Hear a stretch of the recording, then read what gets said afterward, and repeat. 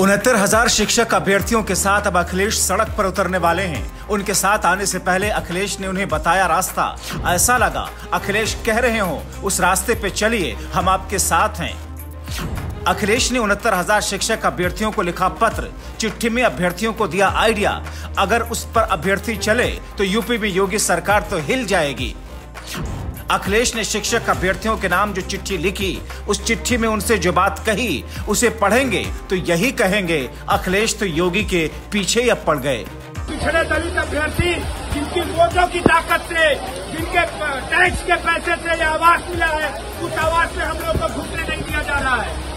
ये दृश्य वाकई में दिमाग की बत्ती जलाने के लिए काफी है। 69,000 शिक्षक अभ्यर्थियों के दिलो दिमाग में क्या चल रहा है, किस दौर से गुजर रहे हैं, वो मन की व्यथा क्या है, उसे दिल से निकालकर आकाश के गरजते बादल के छांव में बरसते पानी एक एक बूंद को साक्ष्य के तौर पर सरकार के सामने पेश कर रहे हैं। सुन लीजिए इनकी व्यथा, देख लीजिए इनकी तड़प, वो क्या कहना चाह रहे हैं। चला हुआ है, वो लोग सड़कों पे भीगने के लिए, बीमार होने के लिए, मरने के लिए मजबूर है, लेकिन भूपेंद्र चौधरी जी अपने आवास से बाहर नहीं निकल रहे। ऐसे आवास में भूपेंद्र चौधरी जी बैठे हैं और पिछड़े दलित अभ्यर्थी जिनकी वोटों की ताकत से, जिनके टैक्स के पैसे से ये आवास मिला है, उस आवास में हम लोग को घुसने नहीं दिया जा रहा है। हम कह रहे हैं भूपेंद्र चौधरी जी न्याय करिए पिछड़े दलितों के साथ। अगर पिछड़े दलितों के साथ अन्याय होगा तो आपके कुर्सी के साथ भी अन्याय हो जाएगा। हम लोग डरने वाले लोग नहीं हैं। बारिश, तूफान, आंधी, इससे कभी डरेंगे नहीं हम लोग। भूपेंद्र चौधरी न्याय करो, न्याय करो, न्याय करो। भूपेंद्र चौधरी शर्म करो, भूपेंद्र चौधरी आंखें खोलो, आंखें खोलो, आंखें खोलो। भूपेंद्र चौधरी कुछ तो बोलो, कुछ तो बोलो, कुछ तो बोलो। भूपेंद्र चौधरी न्याय करो, न्याय करो, न्याय करो।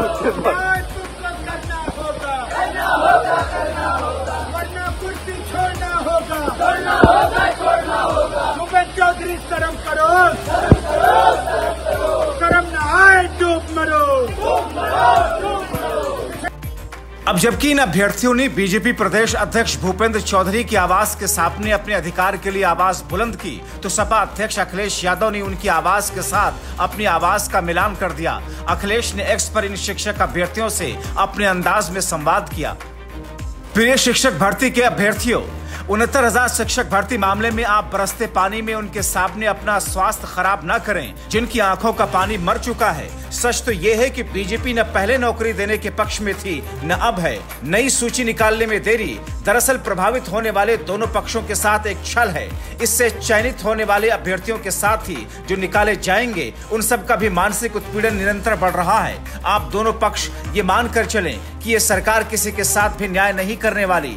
कुरेद कुरेद कर, दूसरों की कमियां ढूंढकर बुलडोजर चलवाने वाले भाजपाई अपनी सरकार की इतनी बड़ी धांधली के लिए किस घर को गिरवाएंगे।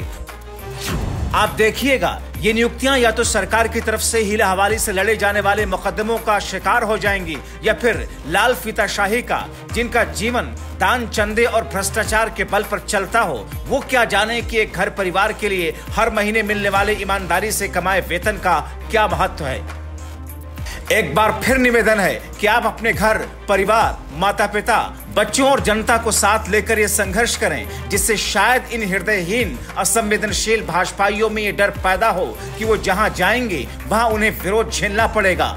तो हो सकता है वो कूटनीति छोड़कर सच में दोनों पक्षों को नौकरी दे पाएं। यही सच्चा और सही इंसाफ होगा। ध्यान रखें कि आप भाजपा सरकार दोनों पक्षों को आमने सामने करके आपके आंदोलन को अंदर से कमजोर करने और तोड़ने की अपनी परंपरागत नीति में सफल ना हो। इसीलिए सलाह है कि एक नई तरह की एकजुटता दिखाएं और सफलता पाएं। ऐसे लोगों से उम्मीद रखना बेमानी है, जिनकी आंख का मर गया पानी है। आपके संघर्ष में आपके साथ आपका अखिलेश।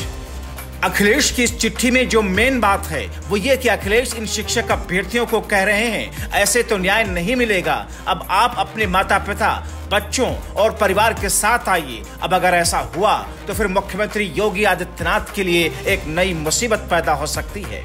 चला हुआ है, वो लोग सड़कों पे भीगने के लिए, बीमार होने के लिए, मरने के लिए मजबूर है, लेकिन भूपेंद्र चौधरी जी अपने आवास से बाहर नहीं निकल रहे। ऐसे आवास में भूपेंद्र चौधरी जी बैठे हैं और पिछड़े दलित अभ्यर्थी जिनकी वोटों की ताकत से, जिनके टैक्स के पैसे से ये आवास मिला है, उस आवास में हम लोग को घुटने